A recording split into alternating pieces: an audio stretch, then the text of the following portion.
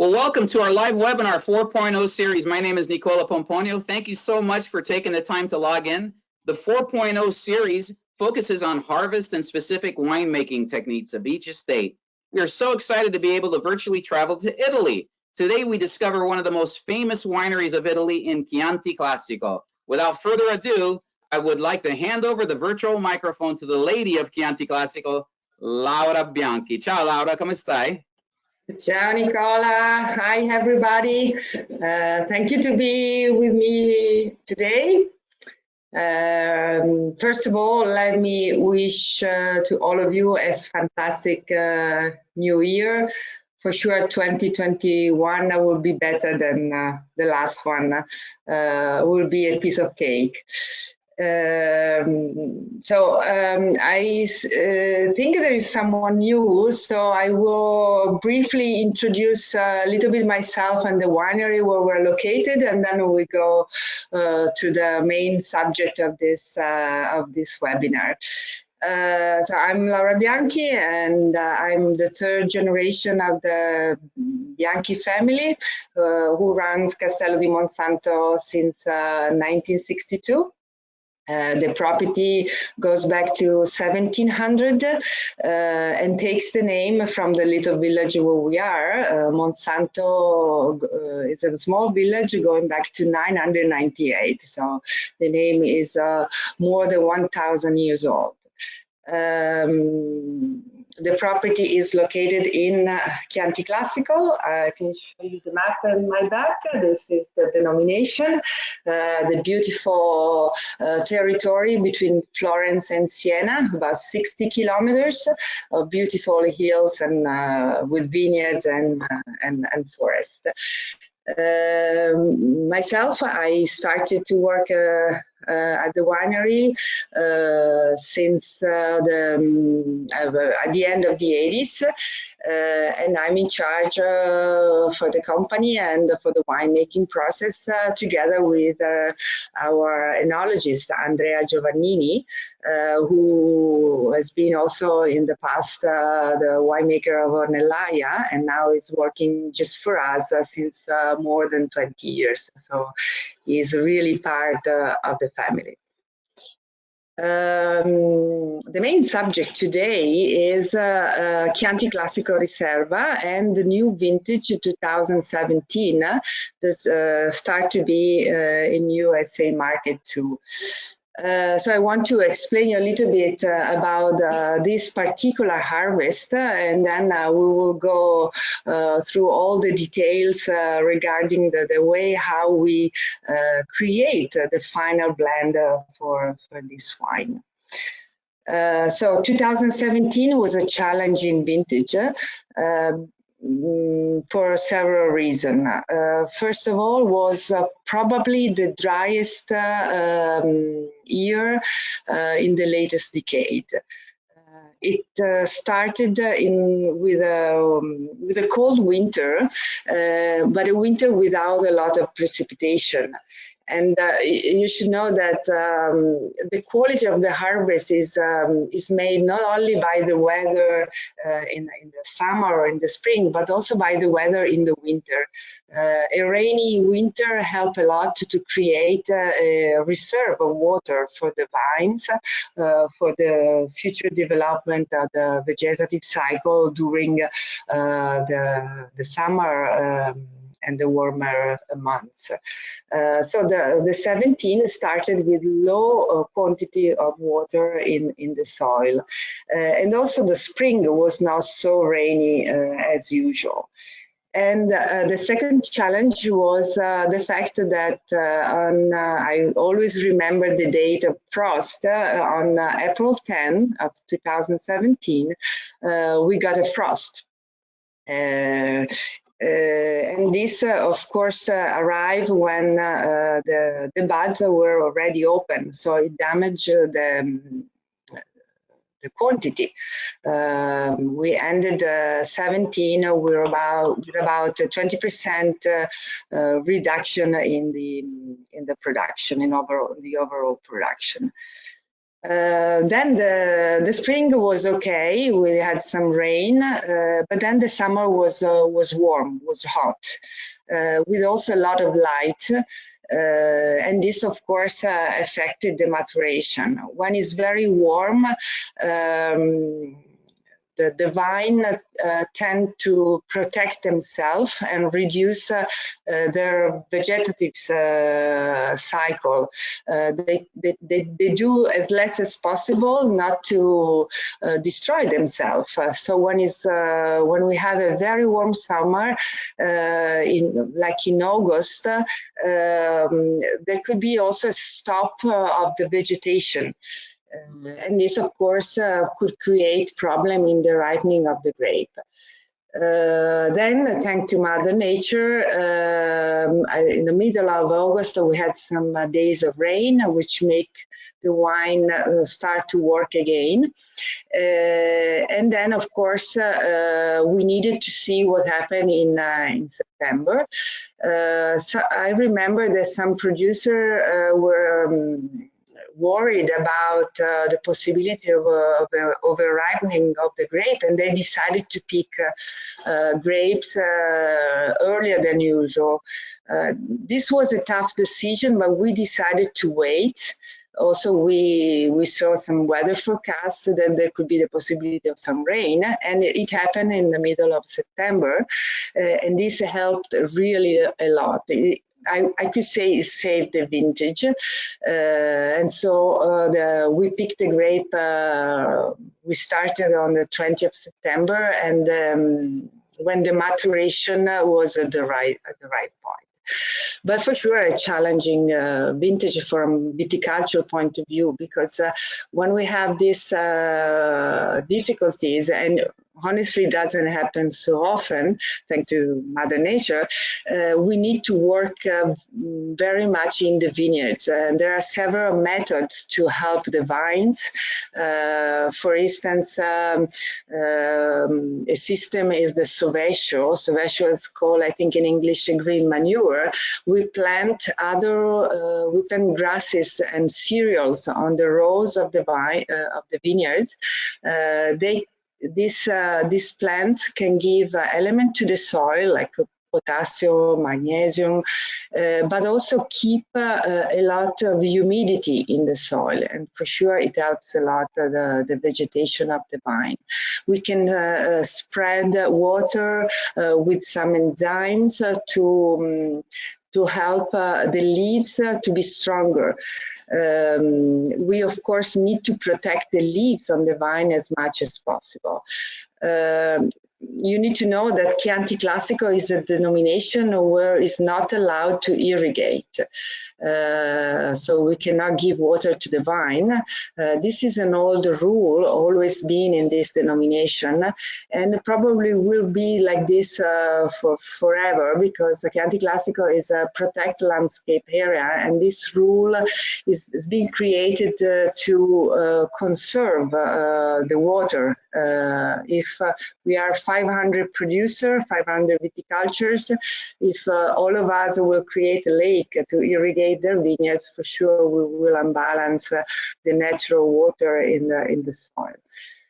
So we need to find other ways, other viticulture system to help the vines if we have a dry vintage. Another key point in 17 was to decide how long make the maturation. Me and Andrea decided, of course, also tasting the wine during the fermentation, not to do a too long maturation.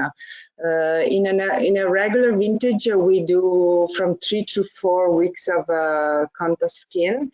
In 17, we reduced to 2 weeks, maximum 18 days. We didn't want to extract too much. The grape was already enough concentrated, and the risk with a too heavy maturation is to extract also some aromas of over ripening of the grape. But at Monsanto, we are lucky from this point of view for two reasons. For the type of soil that we have, which is the galestro, is a schistous soil, and the water remain in the stratification of the soil.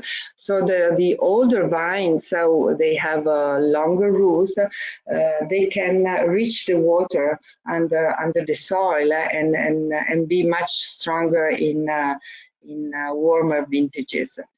And also Sangiovese is a type of grape, a type of varietal that needs sun, need warmness, otherwise it could be unbalanced from the acidity point of view.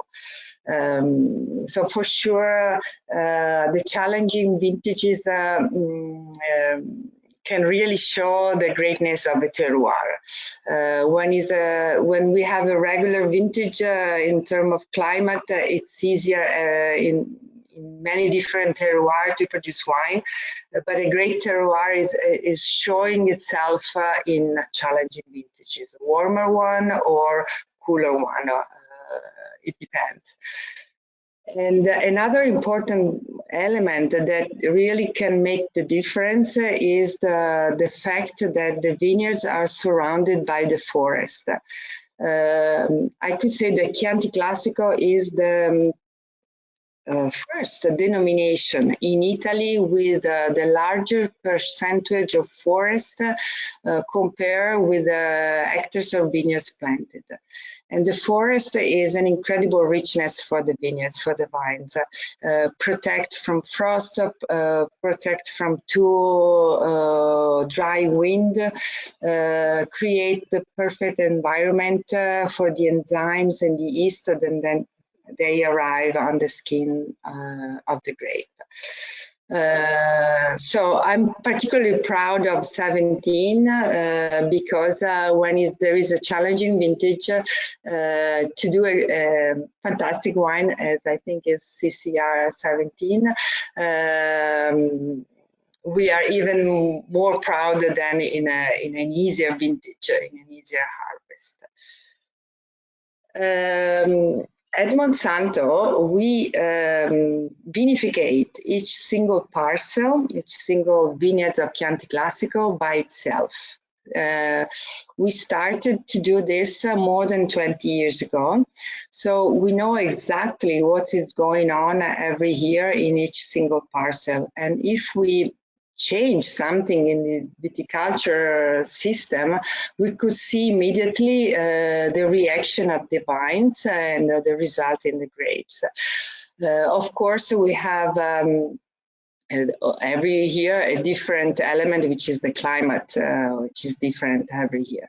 But this system to vinificate each single parcel by itself also give us the possibility to create the final blend of the Chianti Classico Riserva, picking from different vineyards. And now Rachel can show you how we work in tasting all the parcels. This is Andrea Giovannini, the winemaker. This is me in a crazy day. My father, Fabrizio. It's amazing that you're going through every single parcel one at a time, taking notes and really driving. Canaiolo, Colorino, Sangiovese. It's each parcel is done separately so that you can really distinctively taste the flavor and see how it's going to fit into this puzzle of Chianti Classico that you were making. And by the way, when you mentioned earlier about the vines going deep, I thought of the Galleria and how you have that one section where you actually see the vines coming through and deep in the tunnel, and there it is, the Galleria. And I hope that everyone can visit that one day. Fantastic. Go ahead, Laura. Yeah, as you mentioned before, Canaiolo and Colorino are part of the Chianti Classico Riserva blend, and they are, of course, planted in different parcels inside the property. In the past, in the oldest vineyards, these two varietals used to be planted together with Sangiovese, but in the actual vineyards we separate them. Just few words about these two varietals. Canaiolo is a type of grape, let's say similar of Sangiovese, as a part of the family of Sangiovese. But has the characteristic to show a fantastic nose, a fantastic bouquet, even when it's young. You need to know that Sangiovese, born on Galestro soil, which is the main soil at Monsanto, it could be a little bit austere, a little bit close when it's young. So a touch of Canaiolo can help the wine a lot when it's young, because it develops the fruitness and the floral of the nose of the wine. But the tannin of Canaiolo are not as rich and complex as Sangiovese, and has not the capacity of aging as the tannin of Sangiovese. So this is why we use just a touch, or it could be 5%, 6%. Colorino is the opposite. It's a type of grape with very small berries, and as the words say, Colorino is a varietal used. Traditionally used to help the color of Sangiovese. So it's a varietal with a strong skin, with a lot of anthocyani in the skin. Anthocyani are the tannin of the color, but if vinificated by itself is quite an aggressive wine, it's a little bit rude. So 3–4% is the perfect touch to help the color of Sangiovese, but also to give some nerve to the wine. Canaiolo is a grape that really usually mature a little bit later than Sangiovese. Colorino is a grape that could suffer a lot the warmness. So we planted in a more humid area because really suffer the heating. So we need to be very careful where to plant the Colorino grapes. When I'm out showing the wines, I always talk about Canaiolo and Colorino being the Tuscan spice rack, and this is something that you add to the Sangiovese to just as if you were cooking a wonderful meal. Tell us a little bit about how the blind tasting came that we just witnessed on the video.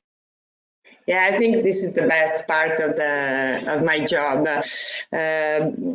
We sit down, the three of us, me, my father, Fabrizio, and Andrea Giovannini. We sit down many times during the year to taste all the sample of each parcel. The tasting is blind. So we don't know where the wine is coming from, because we could be influenced. It's like to taste the wine without the label, or with the label. You already know. If you see the label, your palate and your nose already change. So we taste them, we take notes. Of course, my father's opinion is very important. He has 60 vintages in his palate, and then slowly, weeks after weeks, we decide the final blend. Sometimes we do not agree, but thank God we are three. Usually two of us agree, and when we do not agree 100%, of course it's just the final touch that we could not agree, we always put in bottle about 50 bottles of the dissident, because when we do the blend, the wine is still very young. We decide about 2 years before releasing, and it's much more difficult than to understand also the evolution of the wine. So after 2 or 3 years, we sit down again and we do a blind tasting, comparing the wine we produce and the wine of the dissident. And it's really interesting to see the results. I remember in 2008 a huge discussion with my dad. we didn't agree on the CCR 2008 final blend. We didn't talk each other for 3 weeks. We really argue, and then I took the decision to do my blend. And I put in 50 bottles of his blend. And after 4 years, he sit down and tasted the 2 wines, and he told me, you were right. These are the little satisfaction in life. I mean, to decide the final blend, tasting about 50 parcel is not so easy. The wine that we don't use for Chianti Classico Riserva goes into the blend of Chianti Classico Annata, which is a wine not exported to the United States. It's mostly sold to European market. Just to understand why we need to do 2 blends, one for Annata, the youngest release Chianti Classico, and one for Riserva. Wow, I love the story of not speaking for 3 weeks. That's pretty serious stuff. You're around when you're tasting these wines. This is extremely serious. Of course, Laura, you after selecting that wine, but go ahead. Yeah, I see some questions like the capacity of aging of the last 3 vintages. I think that 16 and 15 are 2 perfect vintages. The weather was fantastic. The weather that you really ask for a wine. So the capacity of aging of these 2 vintages is for sure longer than 17. But the beauty of 17 is that the wine is already very affordable, has an incredible nose with a lot of cherry, red flower like hibiscus, but also a lot of citrus fruit nose like mandarin or cedar, cedro, I think it's cedar in English. And also the 17 has this a little bit sweeter tannin, which are making the wine very pleasant and really able to fool your mouth. So, but at the same moment with a great elegance and acidity, which is so important in the style of the winery and in the essence of Sangiovese. And the beauty of 17, even if it has been a warmer vintage, is the capacity, and this is something donated by the soil, the capacity of showing a great minerality too, that you can really feel in the side part of your mouth and in the aftertaste and the back taste of the wine. So the wine is juicy, is crunchy, but at the same moment with the sweeter tannin of a warmer vintage. Yeah, the other night I actually made a beautiful pasta. I was making sauce, and I made a nice rigatoni dish with some salsiccia and pomodoro. And while I was making the sauce, I was tasting the 17. So you're right, it had that nice kind of sweetness. It was easy to drink. Typically, this wine you want to have with food, but it was actually really beautiful to taste while I was cooking and tasting the sauce periodically. And then when I had my dinner, the wine, the tannins just fit right in to the sausage and the parmigiano, and it was just a fantastic dish. One question we had is about what was one of the most similar vintages in the past to the 2017 vintage? Do you have another vintage that reminds you of? The first one that comes to my mind is 2003. 2003 was probably the warmest year in Europe. We had 5 months of 40 Celsius degree. From June to October, so probably the more similar vintage. And also on that vintage, which is still so beautiful. I opened a bottle of El Poggio 03 a few weeks ago, and the wine is still aging so well, despite the fact that a warmer vintage could have a less capacity of aging. So at the end is the quality of the tannin, the main element to make the wine live longer. And of course, warmer vintage will not live 50 years, but I think that also CCR could live 20 years without problem. I'm pretty sure. So you're going to break the rules with this 2017 then. It's going to be very similar to, you're going to break the rules of aging. We're going to go a little longer. Tell us a little bit about the new addition to the back of the bottle. I heard there's a QR code.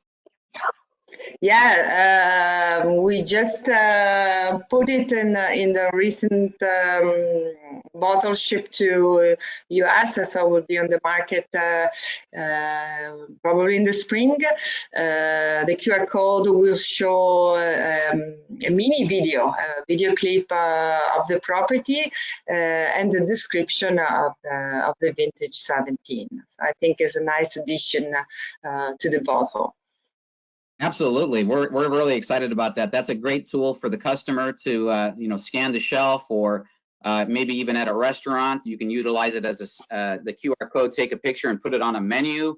There's so many ways to utilize that QR code. So please reach out to Rachel and I for any questions if you do have that. By the way, Laura, congratulations on your top scores for the 2017. We got some amazing scores: 95 suckling, top 100 value. Great awards. Go ahead, tell us a little bit about the wine in terms of what you're seeing. Yeah, of course, we're proud of the recognition given to us on this vintage by the main journalists, main reviews.